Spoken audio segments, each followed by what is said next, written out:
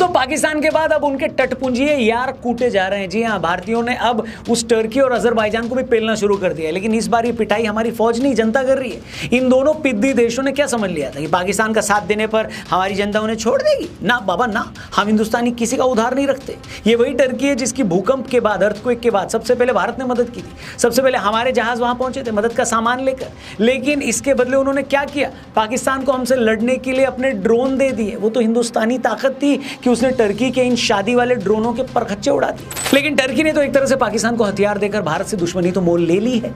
इतना ही नहीं, जब भारत पाकिस्तान में टेंशन चल रही थी तो इसी टर्की ने नेवल युद्ध अभ्यास करने के बहाने कराची तक अपने पोत भेज दिए। इसके अलावा टर्की के राष्ट्रपति लगातार हर मंच से कश्मीर पर जहर उगलते ही रहे हैं।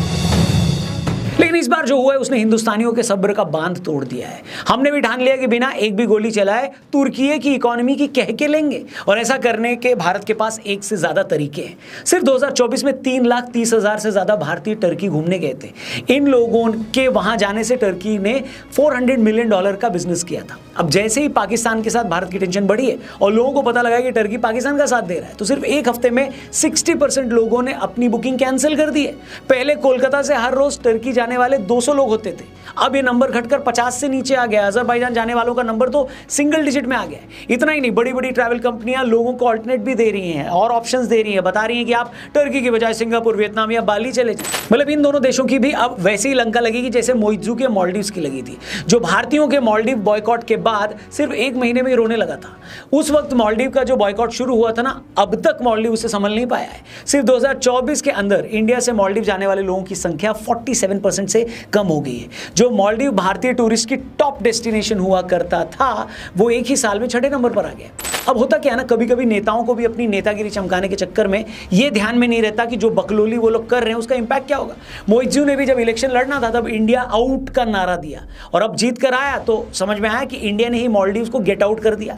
वो तो अपनी बकलोली करके इलेक्शन में जीत गया, लेकिन पीछे से पूरी टूरिज्म इंडस्ट्री की लंका लग गई। मतलब अगर मैं लास्ट ईयर के फिगर की बात करूं तो भारतीयों ने सिर्फ टर्की और अजरबैजान में घूमने पर 4,000 करोड़ से ज्यादा खर्च कर दिए। एंड माइंड यू, ये मैं सिर्फ ट्रैवल के आंकड़े दे रहा हूं, अभी तो बिजनेस पर मैं आया भी नहीं।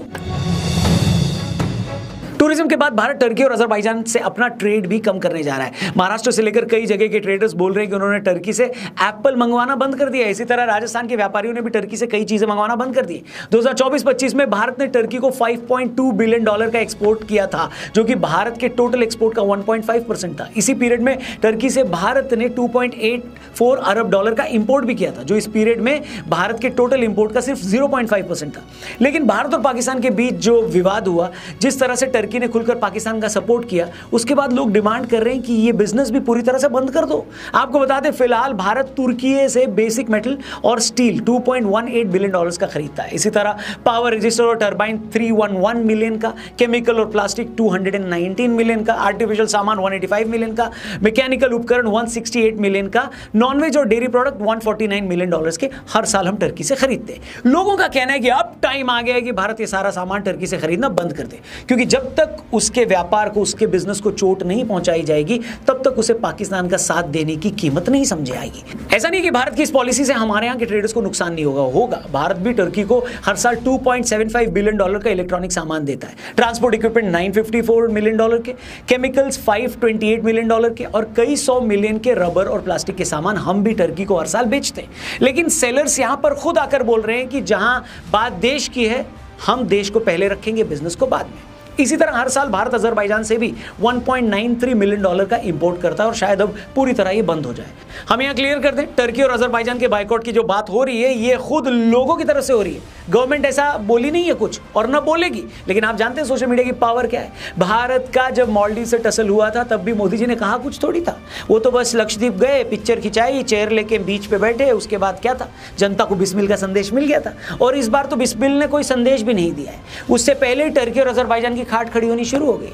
आप हिम्मत देखो इन लोगों की। रिलीजियस एक्सट्रीमिज्म में ये लोग इतने बावले हो गए हैं कि अजरबैजान का एक जर्नलिस्ट ट्विटर पर खुलेआम लिख रहा है और भारत को बोल रहा है कि हमें हमारी इकोनॉमी की कोई परवाह नहीं है, हमारे लिए हमारी दोस्ती बड़ी है, बस 3 महीने रुक जा भाई, अभी टूरिज्म का सीजन चालू है ना। जब 3 महीने हिंदुस्तानी टूरिस्ट नहीं आया तोते उड़ेंगे। आप ये जानकर हैरान हो जाएंगे कि 2014 तक यानी सिर्फ 10 साल पहले तक भारत से अजरबैजान कुछ ही हजार लोग जाते थे, वो भी 4 या 5 हजार के करीब, और आज ये नंबर 2.5 लाख तक पहुंच गया। मतलब आप अंदाजा लगा सकते हैं कि कितने परसेंट का इजाफा हुआ था। लेकिन अब इनकी टटपुंजिया सरकार ने खुद ही उड़ता हुआ तीर ले लिया है, तो भैया भुगतो। बट अब मैं आपको जो बताने जा रहा हूं वो शायद टर्की से जुड़ी सबसे इंपॉर्टेंट खबर है। वो ये कि टर्की की एक एविएशन कंपनी है सेलेबी एविएशन। ये कंपनी भारत पे 8 हवाई अड्डों पे, 8 एयरपोर्ट्स पे बड़े बड़े ऑपरेशंस देखती है। ये कंपनी हर साल 58,000 उड़ानों और 5,40,000 टन कार्गो का मैनेजमेंट देखती है। अब जब से ये पता लगा है कि टर्की खुलकर पाकिस्तान की फौज को और पाकिस्तान को सपोर्ट कर रहा है, तब से लोग ये सवाल पूछ रहे हैं कि ये कंपनी भारत के हवाई अड्डों पर क्या कर रही है। इतना ही नहीं, टर्की एयरलाइंस में बहुत सारे पायलट्स ऐसे हैं जो पहले उनकी एयरफोर्स में रहे हैं। अब अगर ये पायलट्स भारत के एयर स्पेस में उड़ते हैं, हमारे यहाँ के पूरे सिस्टम को देखते हैं, जानते हैं, समझते हैं, तो ये भारत के लिए खतरे की घंटी हो सकती है, ऐसा एक्सपर्ट्स बोल रहे हैं। इतना ही नहीं, सेलेबी एविएशन के बहुत सारे एम्प्लॉइज एयर साइड जोन में काम करते हैं, जो हवाई अड्डों के, एयरपोर्ट्स के हाई सेफ्टी जोन में आता है, और ये लोग डायरेक्ट सीधे डोमेस्टिक और इंटरनेशनल फ्लाइट्स के लिए कार्गो और पैसेंजर्स के सामान की हैंडलिंग करते हैं। और कहानी इतनी नहीं है दोस्तों, खबर ये भी है कि सेलेबी एविएशन में 10% हिस्सा एर्दोगान की बेटी का भी है। एर्दोगान की बेटी का हस्बैंड वो आदमी है जो टर्की की सबसे बड़ी ड्रोन कंपनी का मालिक है। मतलब जो कंपनी अपने ड्रोन पाकिस्तान को दे रही है, उस कंपनी का जो मालिक है वो एर्दोगान का दामाद है, और उसकी बीवी यानी एर्दोगान की बेटी भारत के एयरपोर्ट को मैनेज करने वाली सेलेबी एविएशन में पार्टनर है। तो एक तरह से भारत से ये लोग जो कमाई कर रहे हैं, ये कमाई उन लोगों के पास जा रही है जो लोग भारत के दुश्मन को हथियार दे रहे हैं, यानी पाकिस्तान को। अब बताओ, इससे ज्यादा सेंसिटिव बात कुछ और होगी? जिस टाइम हम ये वीडियो शूट कर रहे हैं तभी खबर आई है कि भारत सरकार ने इस टर्किश कंपनी का सिक्योरिटी क्लियरेंस रद्द कर दिया है और अब ये भारत में ऑपरेट नहीं कर पाएगी। भारत और पाकिस्तान की टेंशन के बीच ऑल इंडिया सिने वर्कर्स एसोसिएशन ने टर्की और अजरबैजान का टोटल बॉयकॉट करने का फैसला किया है। AICWA ने क्लियरली बोला है कि इन दोनों देशों का रवैया भारत के खिलाफ है, इसलिए अब इन देशों में किसी तरह की फिल्मी एक्टिविटी नहीं की जाएगी। इन लोगों ने साफ किया है कि उनके लिए कंट्री पहले है। AICWA ने गवर्नमेंट से भी ये बोला है कि इन देशों के सभी कलाकारों का वीजा रद्द कर दिया जाए और फ्यूचर में इन्हें भारत का वीजा दिया ही ना जाए। आपको बता दें, टर्की में कई हिंदी फिल्मों की शूटिंग हुई है। एक था टाइगर, रेस 2, आमिर खान की लाल सिंह चड्ढा, दिल धड़कने दो, एटसेट्रा एटसेट्रा। जिस टाइम मैं ये वीडियो बना रहा हूं, खबर आ रही है कि JNU और जामिया यूनिवर्सिटी ने टर्की के साथ कोई MOU साइन किया था, वो भी कैंसिल हो गया। 3 साल का MOU इसी साल शुरू हुआ था। ये MOU ट्रेनिंग, रिसर्च और बाकी चीजों को लेकर था, लेकिन उसे भी बोला गया कि बोलो पेंसिल, उन्होंने बोला पेंसिल, इन्होंने बोला कैंसिल, तो कैंसिल हो गया। मतलब ये बात अच्छी है कि छोटे छोटे कारोबारियों से लेकर यूनिवर्सिटीज और आम लोग और ट्रैवल कंपनियां सब एक साथ मिलकर टर्की और अजरबैजान को सबक सिखा रहे हैं। अब हो सकता है कोई छोटा मोटा देश इनका बॉयकॉट करता तो इतना इनको फर्क ना पड़ता, लेकिन भारत दुनिया की सबसे बड़ी मार्केट है। हमारा मिडिल क्लास अमेरिका की टोटल पॉपुलेशन से भी ज्यादा है। हम इंडियंस आज दुनिया में सबसे ज्यादा खर्च कर रहे हैं, पैसा स्पेंड कर रहे हैं, तो हमें हमारे इसी बाजार की ताकत का फायदा उठाकर इन कंट्रीज की अकल ठिकाने लगानी होगी। इन देशों को भी समझ में आएगा कि तुमने एक भिखारी के चक्कर में यानी पाकिस्तान के चक्कर में हमसे पंगा तो ले लिया, लेकिन इसमें घाटा तुम्हारा ही है। वो भिखारी अब रोज फोन करके तुमसे रोटी मांगेगा, कभी 4 आना मांगेगा, और एक हम लोग हैं। हम अगर तुम्हारे देश में आते, लाखों डॉलर्स खर्च करते, लाखों डॉलर का सामान खरीदते, इतना बिजनेस और पैसा तुम्हारी इकोनॉमी में आता, लेकिन अगर तुम्हारी आंखों पर जिहादी पने की पट्टी बंधी है तो ठीक है।